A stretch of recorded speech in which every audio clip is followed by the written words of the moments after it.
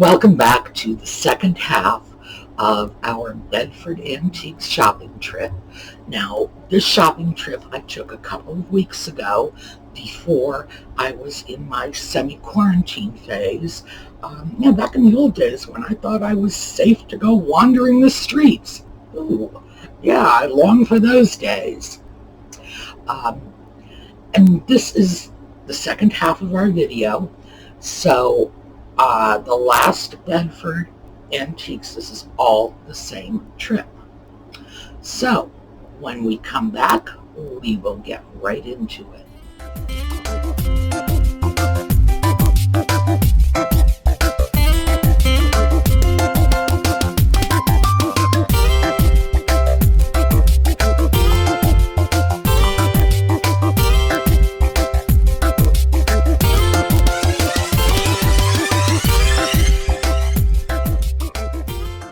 So I thought we would start off with some salt and pepper shakers. I went up to one of the booths and they had a lot of salt and pepper shakers, and I've gotten salt and pepper shakers from them in the past. And what I thought we would talk about is why some salt and pepper shakers sell and some don't. So let's take a look at the salt and pepper shakers first, and then we'll talk about the whys and wherefores. We have some salt and pepper shakers here, so let's take a look at what is coming with me and what is not. Now let's start with these.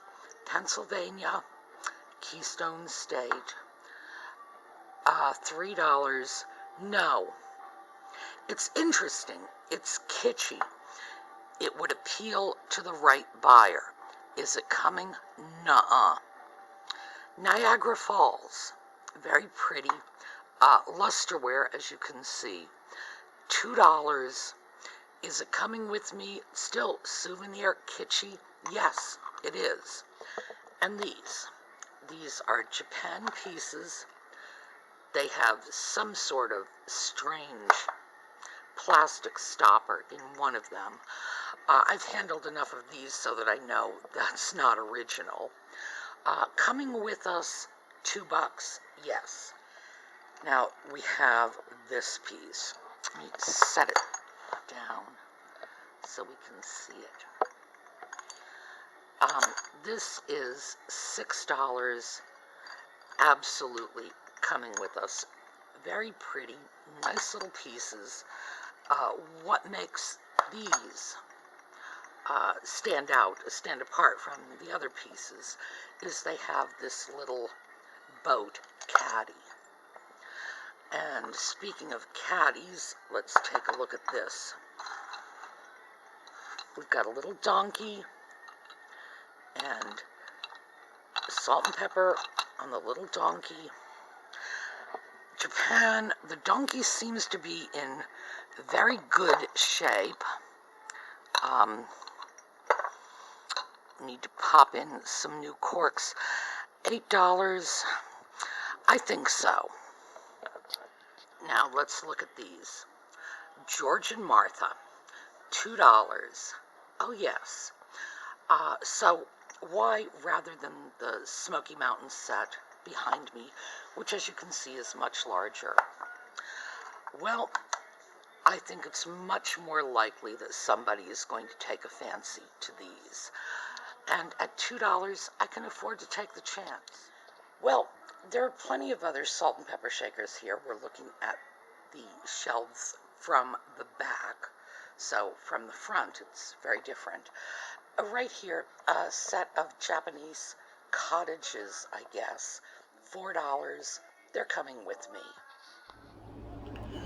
The salt and pepper shakers that I left behind, the ones that didn't come with me, you may have noticed a certain theme. I don't go for salt and pepper shakers that have commercial advertising, for one thing. They don't sell. I don't go for souvenirs, Niagara Falls, Smoky Mountains, whatever. They don't sell. So the reason why, and it's important to understand there is a reason for this. A lot of the salt and pepper shakers that I get that do sell and sell quickly and well are souvenir pieces, but they're not marked as souvenir pieces.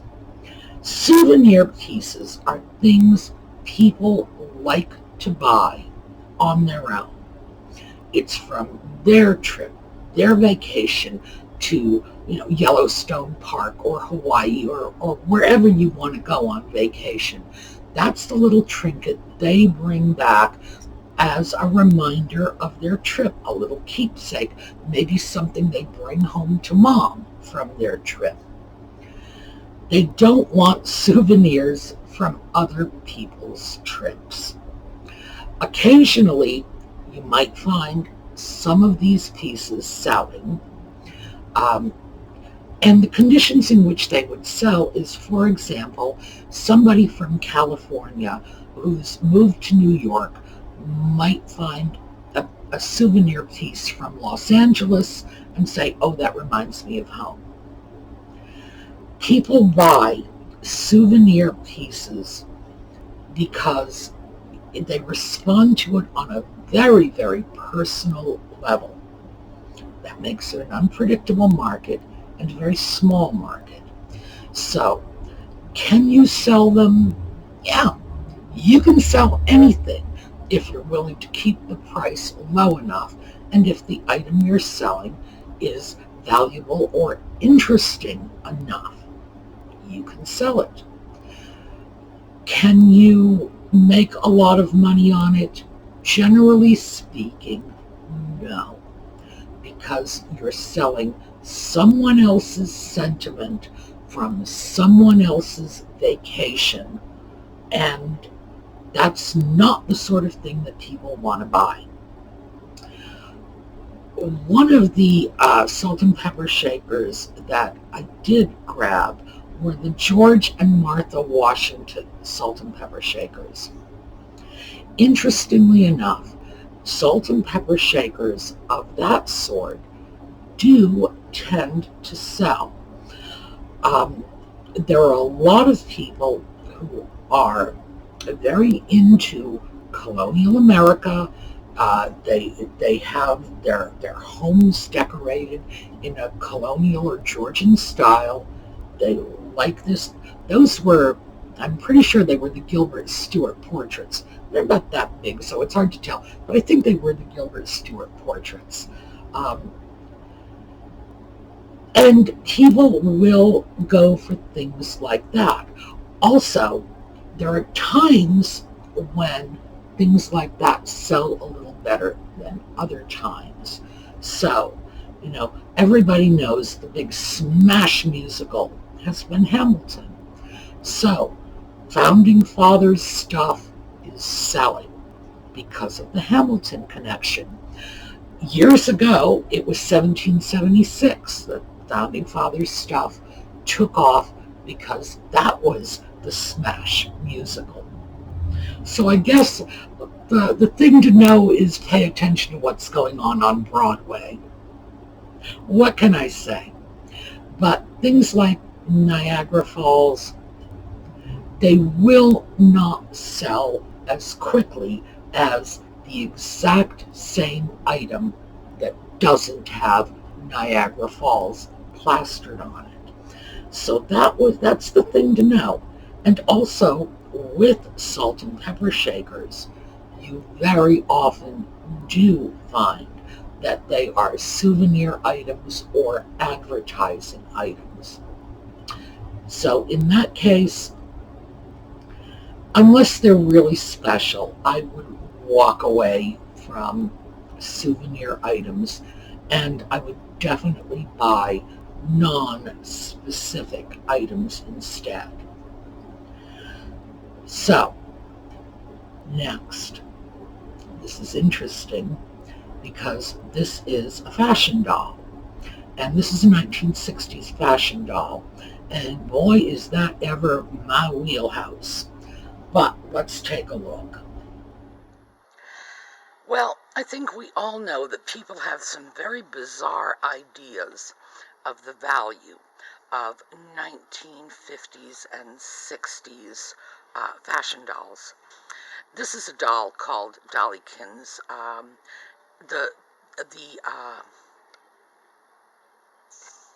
The gimmick with this doll is that Dollykins could bend and move. And this doll, here, she is wearing a dress that actually goes to another doll. Here are the Dollykins legs. And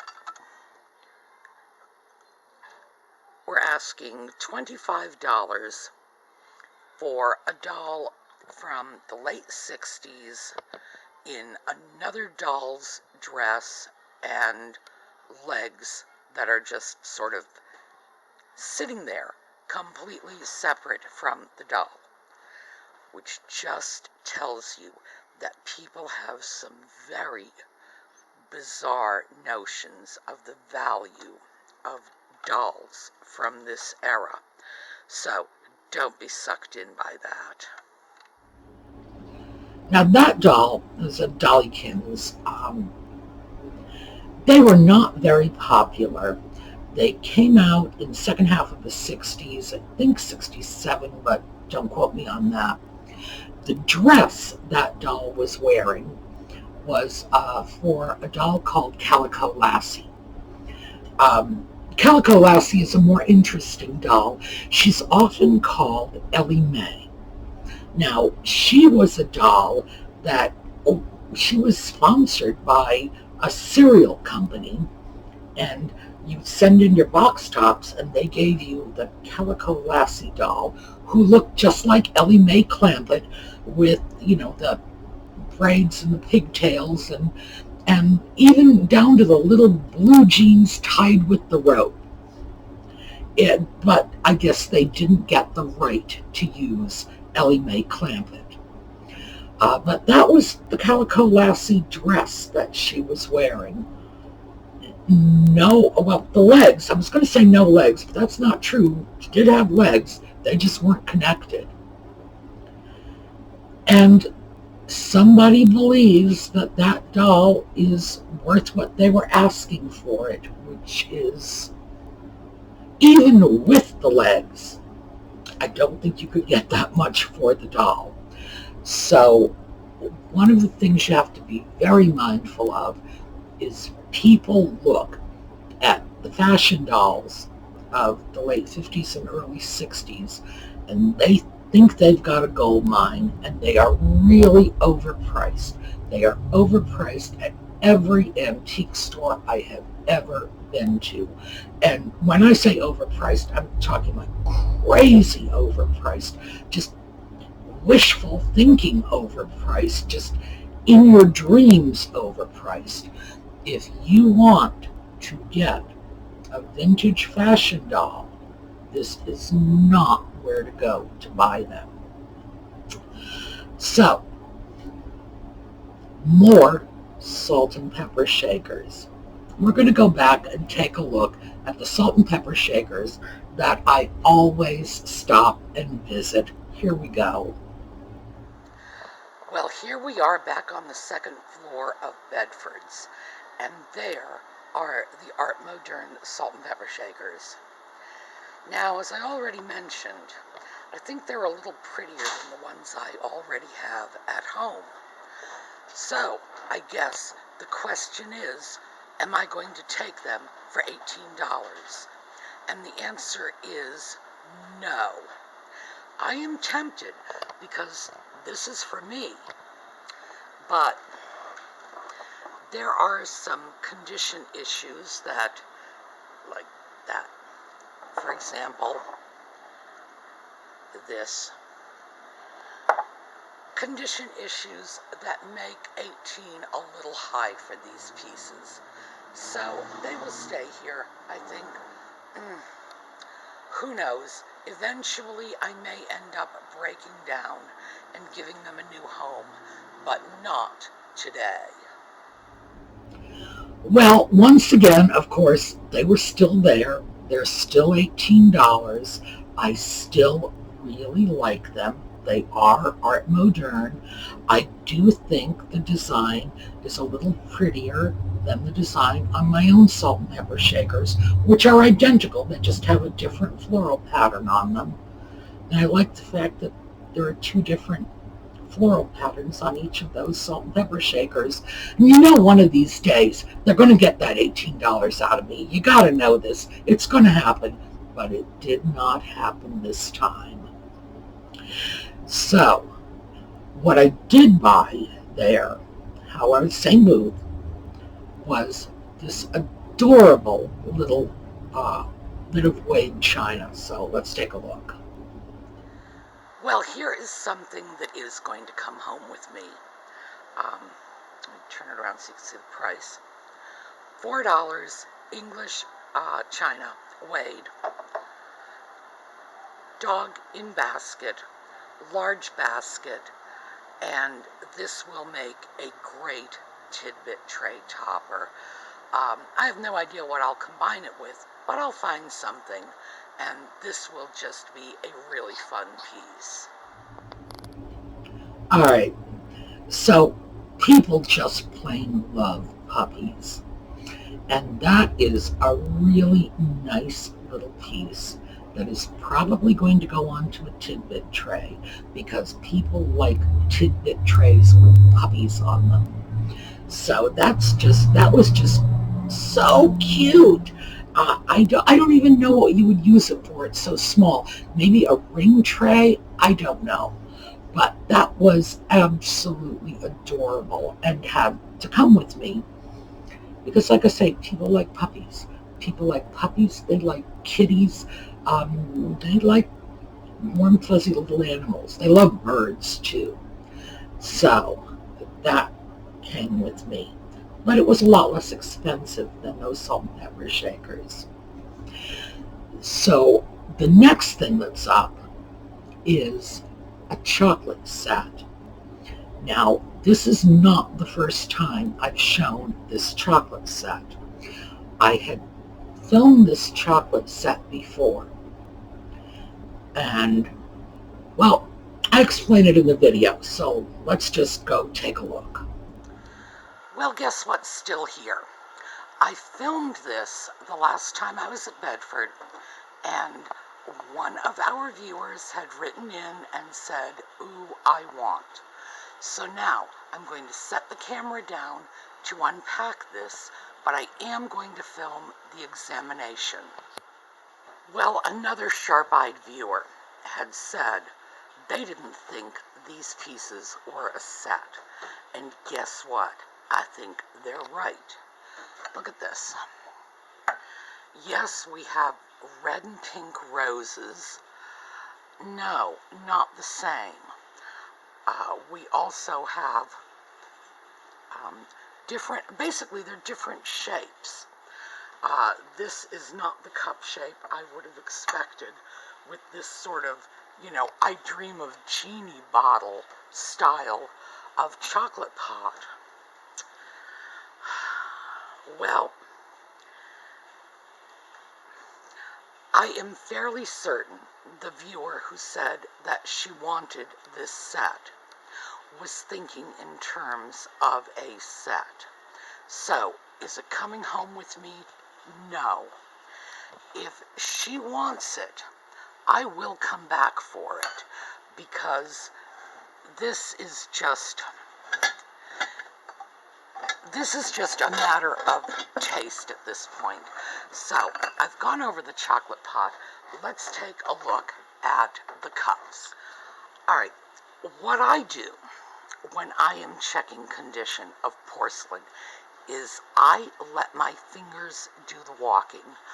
Always, I run my hand across. It's easier to feel a break in decorated porcelain than it is to see it. As you can see, a lot of times there are very busy designs, Any number of things could be hiding in there. Your hands will tell. So just run your fingers. Sometimes I'll just take it and run the entire palm of my hand over it. I wanted to check this out because, as I say, we do have a viewer who's interested. If she is still interested, even though they are not a set, well, now I know that, in fact, they are in good condition, and it's her call. If she likes the way they go together, so be it. You know I'm not a huge fan of this whole matchy-matchy, everything's got to be identical thing. So, we'll wait, we'll see, we'll show the video, and if she's interested, well, great, I'll come back and pick it up, assuming it's still here. And as for our other viewer, the one who said that is not a match set, well, good for you. You picked up on that from what had to be some fairly scant evidence, because I don't recall giving you much in the way of close-up shots of this last time. Well, as you saw in the video, the pot did not match the cups and saucers. The pot is beautiful. It really is. It's just lovely, and it's a very unusual design. The shape of the pot was just very elegant, and it really did remind me of the bottle. Remember I Dream of Jeannie, her bottle? That's what it reminded me of. And one of our viewers who has been looking for a chocolate set had mentioned that in the video, that she wants that. And so I wanted to take a look at it and see if that was something she really does want. Well, another one of our sharp-eyed viewers had said, I don't think that's a set. And they were right, not a set. So, lesson learned here. When you see something that is ostensibly a set, look closely, because it might not be. In this case, it wasn't. I could see where somebody might think it was, those same big pink and red cabbage roses. But on closer inspection, no, it wasn't a set. Well, for me, on closer inspection. For one of our viewers, a quick look on the screen said, ooh, that's not a set. So we've got somebody with sharp eyes out there. So congratulations. But our viewer may in fact want the set after all. Who knows? So it's there. If it's still there and you still want it, let me know. I'll pick it up. But it's not a match set. And so it always pays to look carefully. There are times, and I'm pretty sure at least once or twice, I've gotten taken in by that, seeing something that I thought was a match set, and it turns out I'll get it home, I'll hold it up to the light and say, no, this is not. It's not a set. It's close, but no cigar. So always look very carefully. Next piece. This is just a pretty box. So let's take a look. What we have here is a pretty box. Now, let me show you. It's just a nice empty box. $2.50. It's marked as is.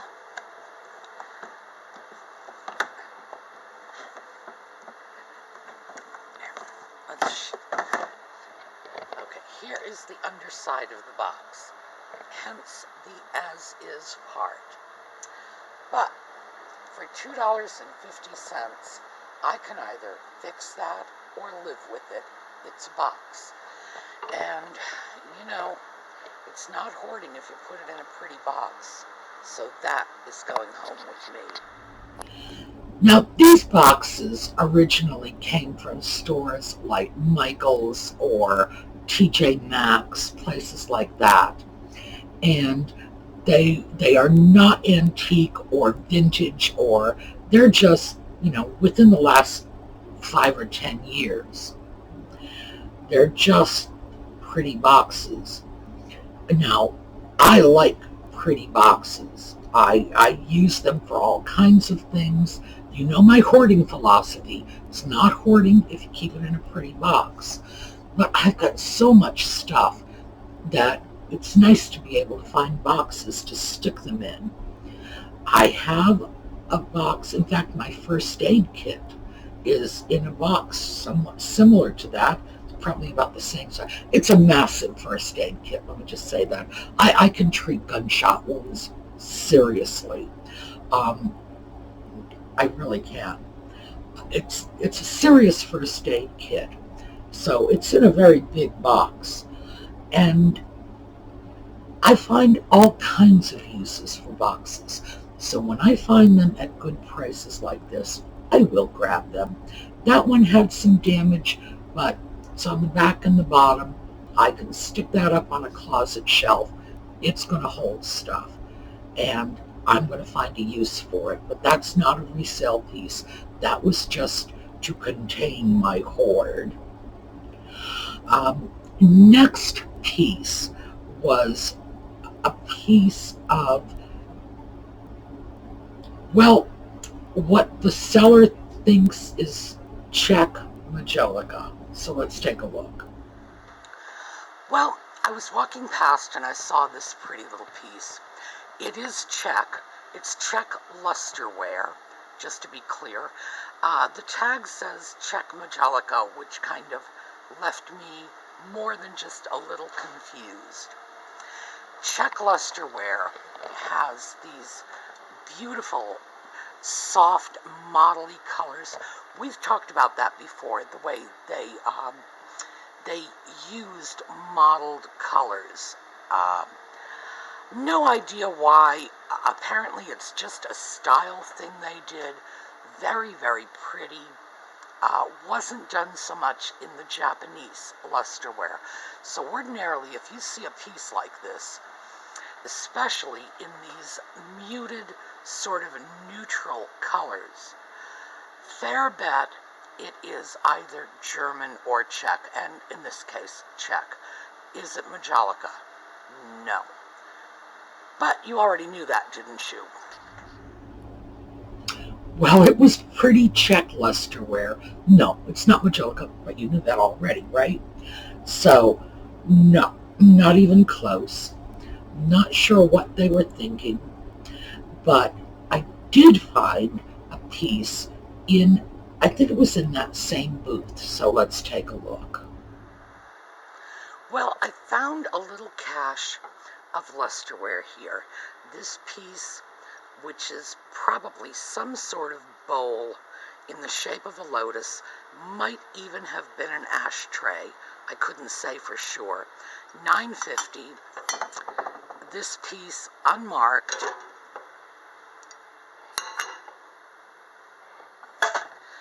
And then this piece, which is marked at $6.50, but we've got a couple of tags in here.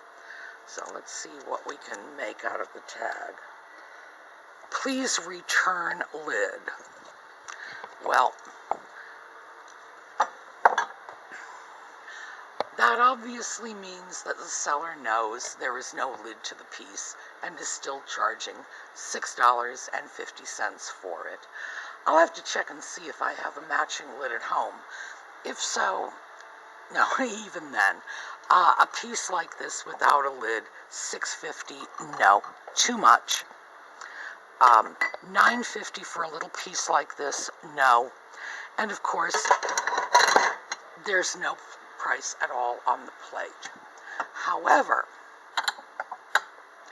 slide over here.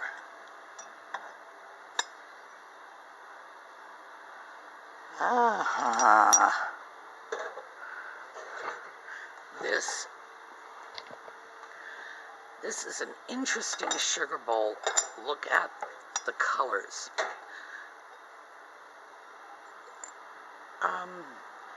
Sugar bowl, green and gold, with,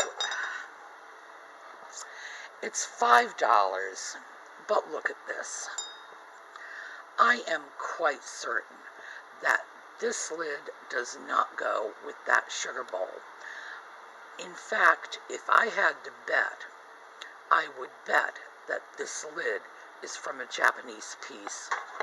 This is a Bavarian piece. I don't know. $5. I really do like the green and gold combination. Okay. Yes, it's coming home with me. Well, that was a little sugar bowl with a mismatched lid, and that sugar bowl is probably not going to be sold.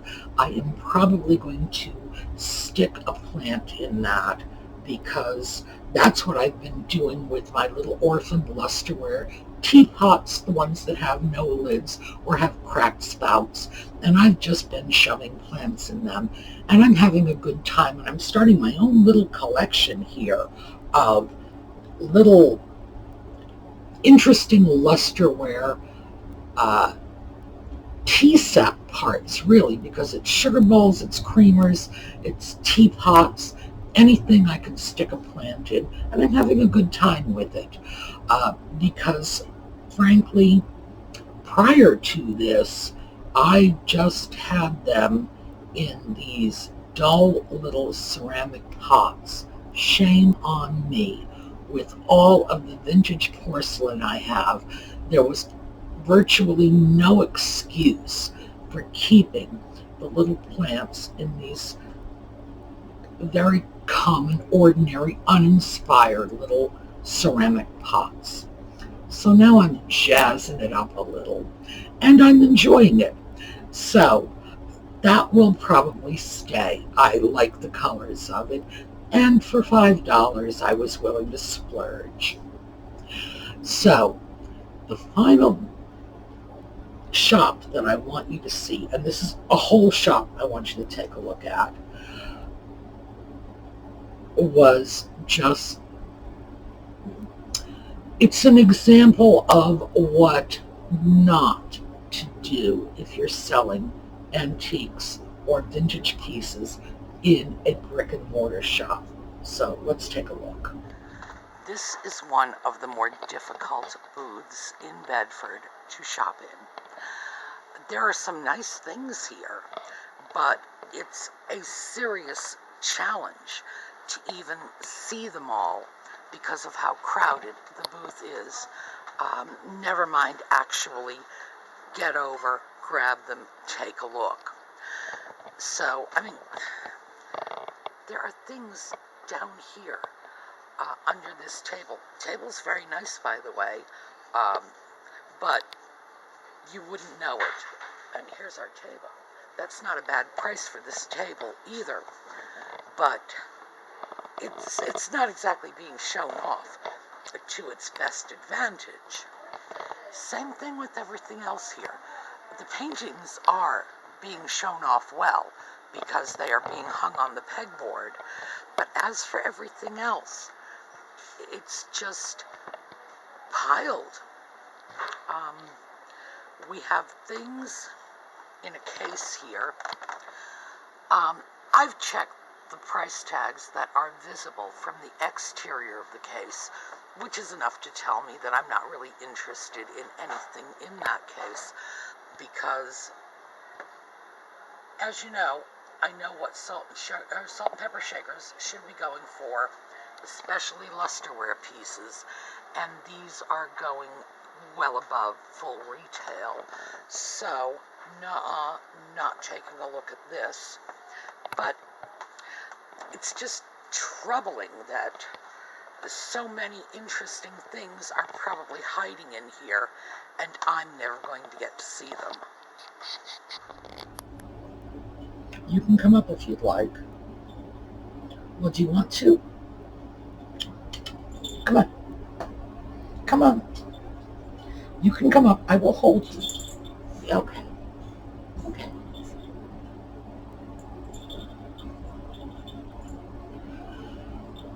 Well, that shop was just crowded to the point where you could barely get in. You couldn't see anything. I was sort of tiptoeing around. I'm, what can I say? There may well have been things in that shop I would have liked to buy, but I couldn't access them. And the reason I couldn't access them is that shop was so very crowded. And I brought you to the shop that I like, the one that I always go to whenever I'm in Bedford. And if I can buy something in there, I will. That beautiful, clean, neat, organized little booth, love it. This was sort of the exact opposite. Okay, well, we decided to go, and we decided to bang the camera on our way. This is the exact opposite, this little booth. Crowded, hard to find anything. I wasn't even sure what was in there. So this was sort of our lesson on what not to do. Because when I go into a place like Bedford, I'm buying. And I'm buying from all kinds of booths. And I'm buying all kinds of stuff. But in order to buy it, I have to be able to see it. I have to be able to pick it up, examine it. I have to know what's in there. And that's not the sort of place that is encouraging or inviting for customers to go into. So that was sort of our what not to do shop. Okay, well, that finishes up our Bedford Antiques trip. We did this in 2 parts. I will see you all tomorrow. With any luck at all, I will be getting my test results back soon. I have not heard back yet, by the way. So as soon as I am out of semi-quarantine, I'm going to go shopping again. But right now, no, semi-quarantine, so I really can't. So I hope you enjoyed this. This hopefully will not be my last shopping trip for a while. Hopefully back out rolling again. All right, I will see you all tomorrow. Have a fantastic day. Don't forget to enter DesertDragonworks giveaway contest. If you haven't gone to Lisa's sites already, yes, Artie, if you haven't gone to Lisa's sites already, do check them out, because the clock is ticking. Got very little time left to enter that giveaway, and they were just fabulous prizes. Steffi's beads and baubles. We got the winner. Yes, we got the winner. Audie picked the winner. And I'll probably explain all of that tomorrow. So we've got the winner picked. The winner will be announced tomorrow. So we'll see you then.